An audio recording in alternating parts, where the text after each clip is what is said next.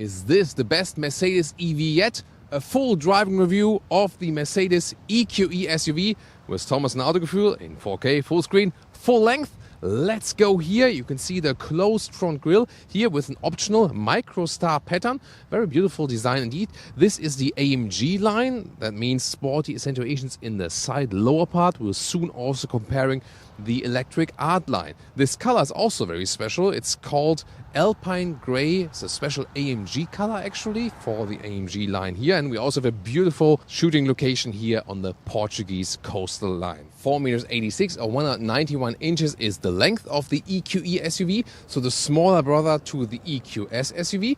This is more than in the competition, for example, with the BMW iX. Wheels from 19 to 22 inch. These here are the 21 inch wheels. At the side you can open this one here for the wiper fluid, for example, but you cannot open the hood. There's an optional HEPA filter underneath when you order that one. And technology news here for the EQE SUV is you can, if you have the all-wheel drive version, it means one electric motor in the rear, one in the front, decouple the front electric motor so that you have efficiency gains when you do not need it.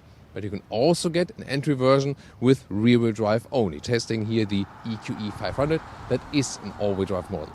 And these technology updates that come with this vehicle here will also go to the other Mercedes EV models like the normal EQE, the EQS and so on, EQS SUV. But this one here starts it. And there's the second news, not only decoupling of the front wheels, but also standard heat pump now, so you will have less range losses in winter time. This one here visually comes with this side step here, this really cool design element, and also aerodynamic performance. And then here we more have a coupe line, I would say, and with a very strong shoulder area. Another technology highlight leads us to the rear axle, because the rear axle steering, that's an option, can turn the rear wheels in the opposite direction than the front wheels up to 10 degrees.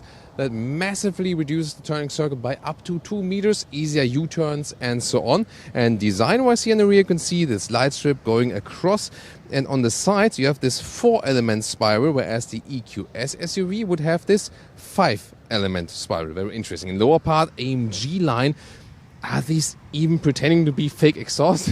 What do you think? And battery size, by the way, it's always around 90 kilowatt hours. You might see in the price list there are some versions with 89 and others with 91.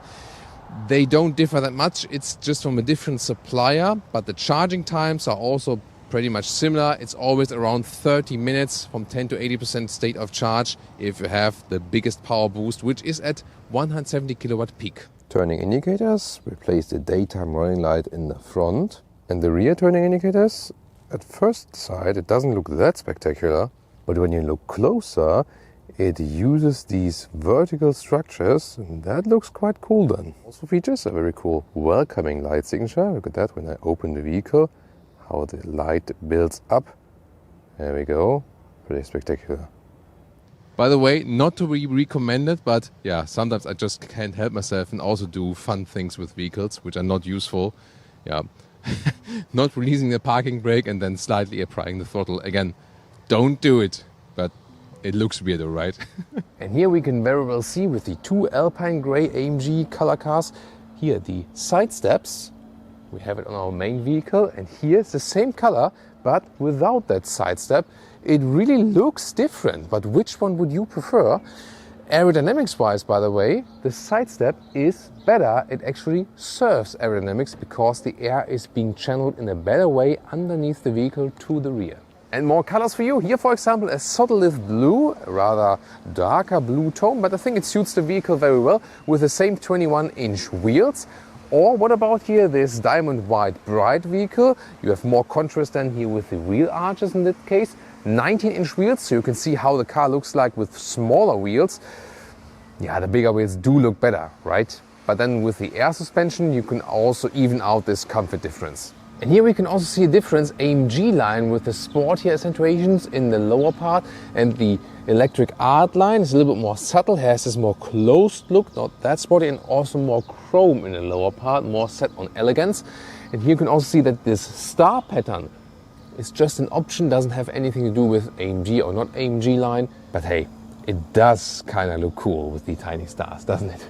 And this is how it looks like in silver. all about in all black. Moving towards the interior, this is the key fob, really premium-like, like that. Then here the door handles, flush, integrated, and then you can open them like this. They are an option in the EQE SUV, and I think it's a little bit over-engineered. Then door closing sound, it's really solid. Inside of the doors, this material is called Neotex. It's a new material, neoprene-alike. It's a mix of microfiber and leatherette. Feels cool, looks cool, really nice. Then here at the inside of the doors, you also see this nice integration of the ambient lighting also here around.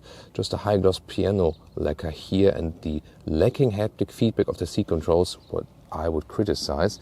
This is the AMG line interior, soon going to compare the Electric Art interior. Here also with the optional Hyperscreen, which looks fancy, but is it worth it? Soon more deals to that. Here the steering wheel, AMG line with 2 spokes, left and right.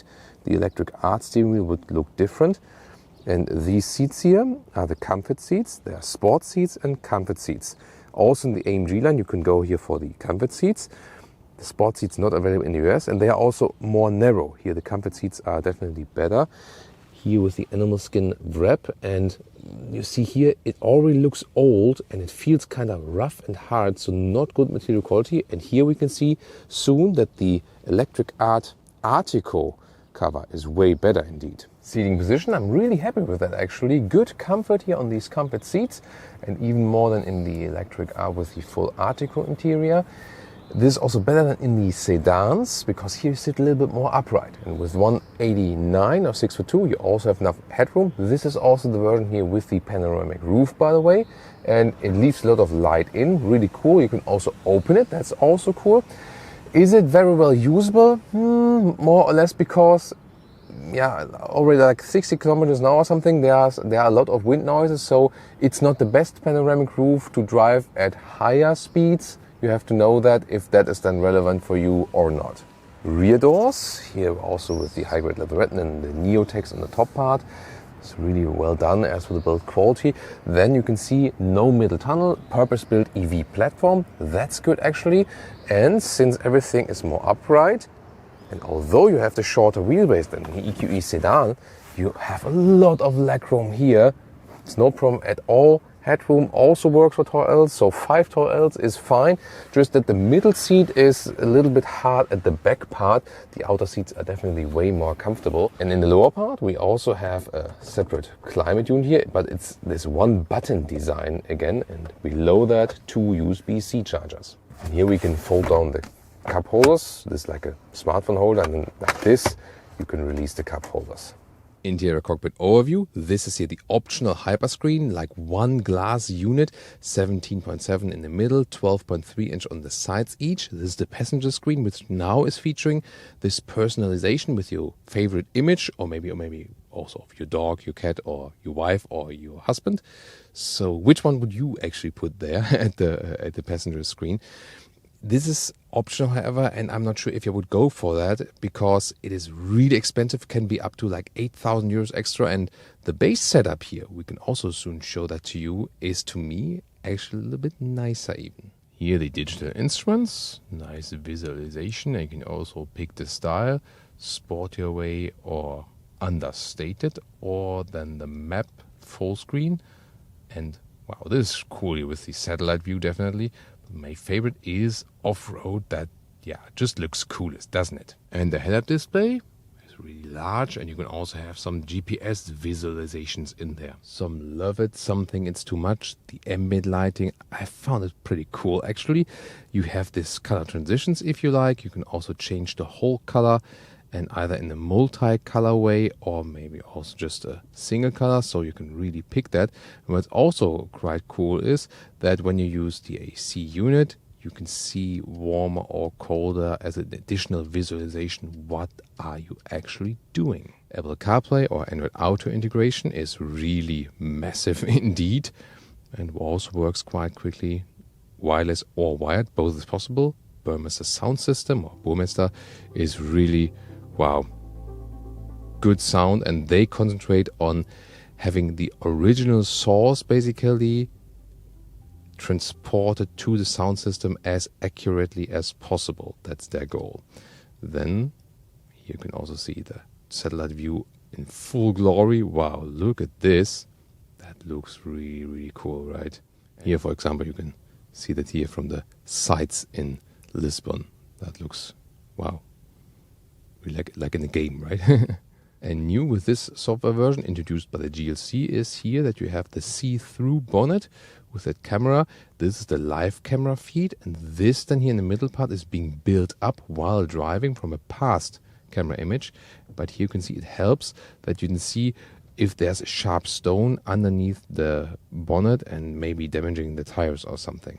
The passenger screen is only active when there's someone on the seat with a seat sensor, and then you basically have the mirroring of everything else, but you can also have video streaming while driving. That's the difference, and the driver then cannot see it.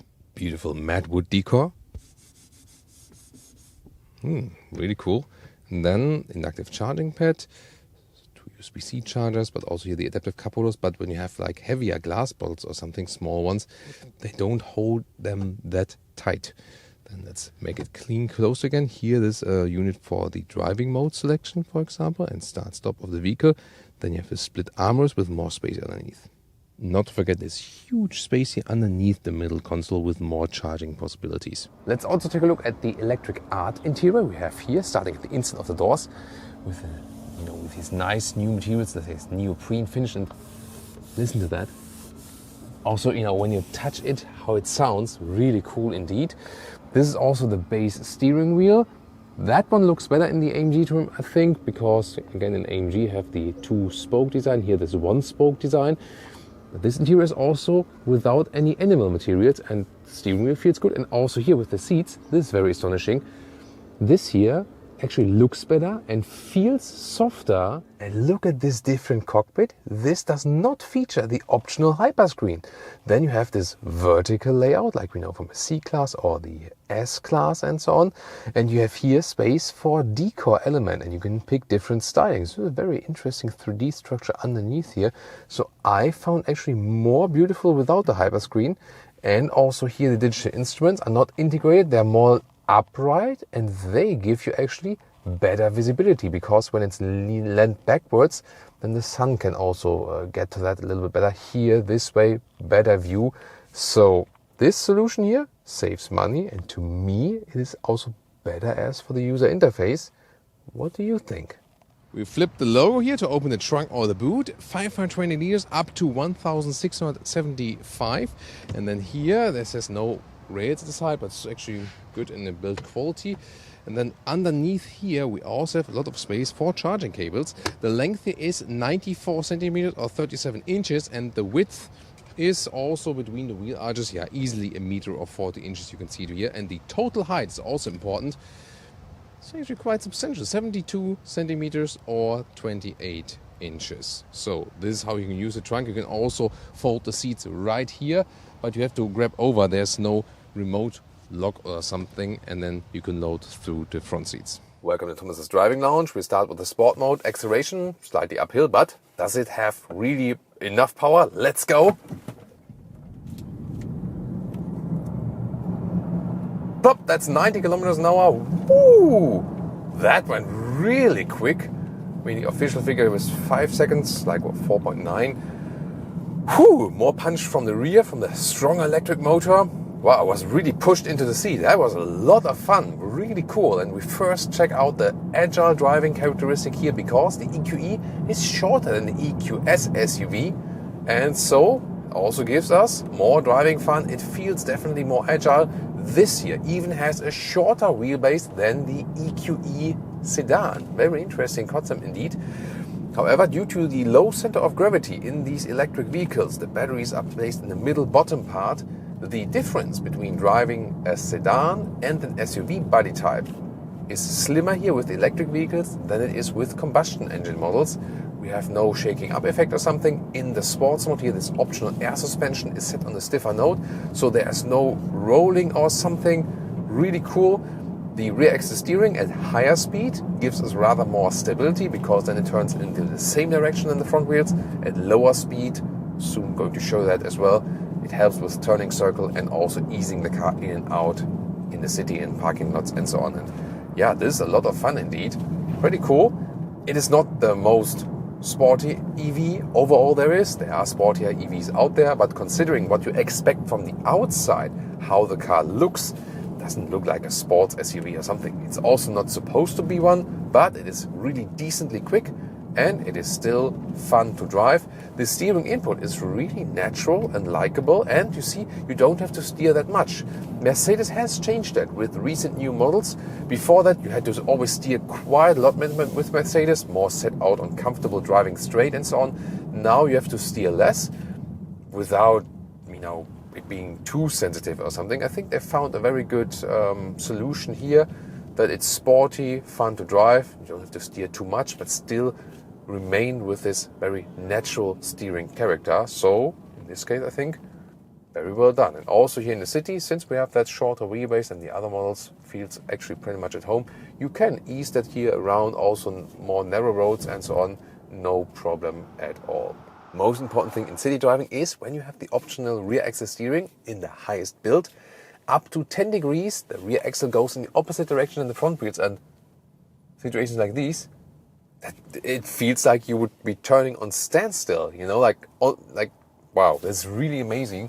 I mean, it's not a small vehicle at all, but this option actually reduces the turning circle by 2 meters. So this has essentially a turning circle of a small vehicle.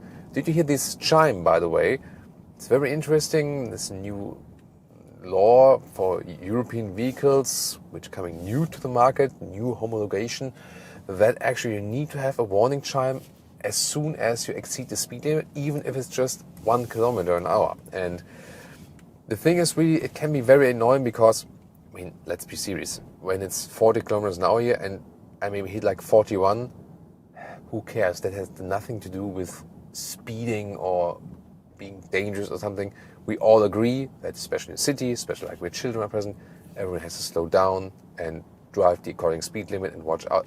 No doubt about that, I'm absolutely pro, keeping the speed limits, but keeping it realistic and not annoying for the driver. I think that's the key thing. Mercedes has thought of that. That's very interesting. So when you exceed it once by just, maybe a small minor or polizia, then you can either click the small symbol here on the screen. There's like a traffic sign symbol with a speaker, or the alternative would be to hold the mute button for a second, and then actually this chime is being muted. By law, once again, this is reactivated every time you restart the vehicle. Yeah, and with some vehicles we had, for example with the Neo vehicles, we had really funny experiences because it was like very loud, annoying. Maybe it's done like by voice assistant, that it really literally tells you you have exceeded the speed limit. Hear this chime, but I think it's pretty cool that they directly thought of that to have actually 2 very easily accessible shortcuts to turn that chime off.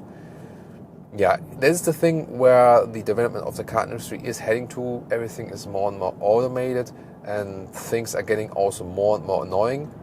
Some things, improvement in safety, are good and also help us. Some new technology features are beneficial for customer and also for safety and so on. But if that's really so beneficial, I don't know. What do you think? And Motorway 80 to 120. Plop, that's it. Was even a little bit more, so that was slightly down about. The power is definitely there. And here, Portuguese motorway, 120 kilometers an hour is maximum, this part here.